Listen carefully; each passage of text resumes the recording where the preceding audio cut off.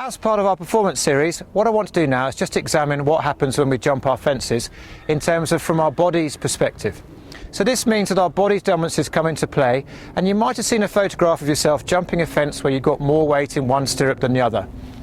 This is perfectly natural, and as part of our body's defence mechanisms, this is happening because our body likes to orientate our balance over one leg rather than the other, as we've explained with previous episodes.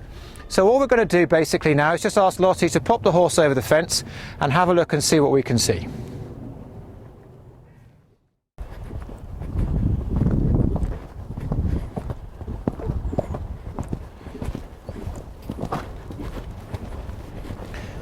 So, having seen Lottie come over the fence there, if we slow this down, what you'll probably see is that Lottie's foot comes slightly more into her left stirrup and her right stirrup comes slightly away from the horse.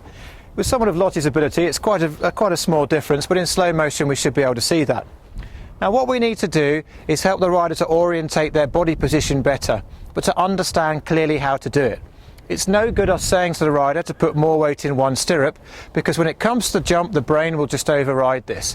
What we've got to think about is how the rider orientates 2/3 of their body weight, so their head and their torso, and from the position in the canter approaching the fence to think more about just sitting slightly more over the right seat bone of the horse. So we shift the weight from here rather than in our stirrups.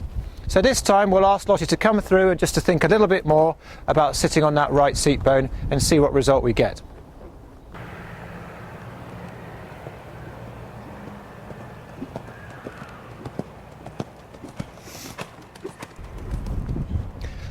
Can you describe to us the difference you feel between doing the two? I feel a lot more central, but it was sort of difficult. Well, it was difficult trying to focus on my weight as well as remembering everything else. Sure, okay. And this is very much what we need to try and do. Initially we need to be conscious of what's going on, and then work on a session where we actually just keep thinking about just sitting more on that right side slightly, and then we need to build everything else on top. Where our body weight is and how it affects the horse is basically our foundation. Anything we do in terms of approaching a fence, we need to build on top of that to allow us to build a strong foundation in everything we do.